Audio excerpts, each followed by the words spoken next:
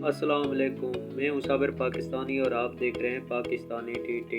पाकिस्तान के कुछ मुखालिफ जो पाकिस्तान में पैदा हुए लेकिन गद्दार बहुत बड़े दोस्तों, ये है हुसैन हक्कानी। ये गद्दारों की लिस्ट में 7वें नंबर पर आता है। ये 1956 को कराची में पैदा हुआ। ये एक जर्नलिस्ट और साबका एम्बेसडर श्रीलंका और अमेरिका थे। इसने पाकिस्तान के मुखालिफ एक किताब लिखी है। इस किताब लिखने में अमेरिका और इसराइल ने काफ़ी सपोर्ट किया है। ये बेनज़ीर का सकाफ पर्सन भी रहा है। इसने अमेरिका में रहते हुए अमेरिका की तारीफें और पाकिस्तानियों के पाकिस्तान के खिलाफ बातें की हैं। अमेरिकियों ने इसकी चापलूसी की वजह से ये अमेरिका में बैठकर पाक फौज के खिलाफ में भी भौंकता रहता है। अमेरिका की चमचागिरी करने पर अमेरिका ने अमेरिका में इसको सफ़ीर बनाया था। 6 पे आता है तारिक फ़तेह। ये पाकिस्तान का दुश्मन है ही लेकिन इस्लाम का भी ये दुश्मन है। ये 20 नवंबर को 1949 को कराची में पैदा हुआ। ये एक जर्नलिस्ट भी है और राइटर भी है। ये 1987 को सऊदीया चला गया और वहाँ से ये अमेरिका चला गया। ये पाकिस्तान के खिलाफ बातें करते रहते हैं। 4 साल पहले ये इंडिया भी गया। वहाँ पर ये हिंदुओं के साथ मिलकर मुसलमानों के खिलाफ बातें की। नंबर 5 पर आती है मारवी सरवत। ये वो औरत है जिसने मेरी जिस्म मेरी मर्जी का नारा लगाया। ये औरत पाकिस्तान में बेहयाई फैलने वाली औरत है। 11 जून 1977 को एक गरीब खानदान में पैदा हुई। इस औरत का मकसद बेहयाई फैलाना है। ये औरत पाकिस्तान के खिलाफ और पाक आर्मी के खिलाफ बातें करती रहती है। ये बरतानिया में बैठकर पाकिस्तानी को गैरतमंद लोगों के खिलाफ और पाकिस्तान के खिलाफ बातें करती रहती है। ये इतनी बेहया और बगैरत औरत है कि टीवी शो पर दीनी लोगों के साथ भी बेगैरत किस्म की बातें करती है। इस औरत का कहना है कि हिजाब एक गंदगी है।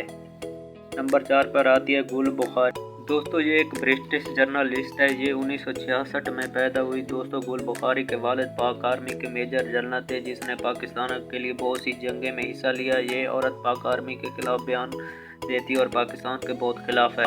ये औरत भी पाकिस्तान बेहयाई फैलाने में बहुत अहम किरदार अदा करती है। नंबर 3 पे आती है मलाला यूसुफजई। ये दुनिया के कम नोबल प्राइज़ हासिल करने वाली औरत है। ये एक टाइम था ये पाकिस्तान के हर दिल अजीज़ औरत समझी जाती थी, लेकिन ये पाकिस्तान के खिलाफ बयान देती है। अब लोग इतना ज़्यादा मोहब्बत करते थे, अब उतना ही ज़्यादा इसे नफ़रत करते। उसकी वजह यह है कि इसने एक IM मलाला किताब लिखी है जिसमें इसने इस्लाम और पाक फ़ौज के और पाकिस्तान के खिलाफ बातें की हैं। हुकूमत पाकिस्तान ने इसकी किताब पर पाबंदी लगाई है। इसने इस किताब में एक मर्द का 2 औरतों के साथ निकाह को गलत करार दिया गया है। इस किताब में सफ़ा नंबर 28 पर इस्लाम का मजाक बनाया गया है। इस्लाम को एक दहशतगर्द करार दिया गया है। अब मुकम्मल तौर पर बरतानिया में रहती है। मशहूर ज़माने की गुस्ताख रसूल तस्लीम नसरीन को ये मलाला को अपनी छोटी बहन करार देती है। इस किताब में अल्लाह को सिर्फ अल्लाह और मोहम्मद सल्लल्लाहु अलैहि वसल्लम को सिर्फ मोहम्मद लिखा, पीस भी अपने नहीं लिखी। अब ये बाप बेटी दोनों ही पाकिस्तान के खिलाफ बयान देते हैं और ये बरतानिया में अपनी अय्याशी की ज़िंदगी गुजारती है। नंबर 2 पे आते हैं अदनान समी। दोस्तों, अदनान समी के वालिद पाकिस्तानी एयरफोर्स के पायलट थे और ये 1971 को लंदन में पैदा हुआ। जिस रोज़ इंडिया आज़ाद हुआ उसी रोज़ ये पैदा हुआ, तभी तो ये इंडिया के साथ मोहब्बत करता है। वो गाने का शौक था, फिर ये इंडिया चला गया। इंडिया से म्यूज़िक सीख कर ये फिर लंदन चला गया, वहाँ से ये एल्बम रिलीज़ करता था।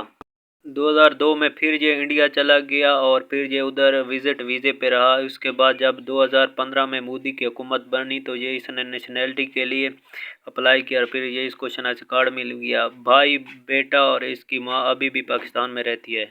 नंबर 1 पे आता है अल्ताफ़ हुसैन। ये कराची पे कई दहाइयों तक राज किया। इसके कहने पर 1 मिनट में कराची पूरा बंद हो जाता था और इसको पाकिस्तान ने बहुत ज़्यादा इज़्ज़त दी, लेकिन इसको रास ना आई। पाकिस्तान में जिसकी भी हुकूमत बनती हुई ये उसके साथ टच हो जाता था। इसके बाद इसने पाकिस्तान के ख़िलाफ़ भौंकना शुरू किया, फिर इंडिया के गोद में जाके बैठ गया, वहाँ पर पाकिस्तान के ख़िलाफ़ बोलता रहा। फिर ये लंदन चला गया। लंदन में बैठकर इसने पूरे कराची में बहुत ज़्यादा दहशतगर्दी की और खून रेज़ी की।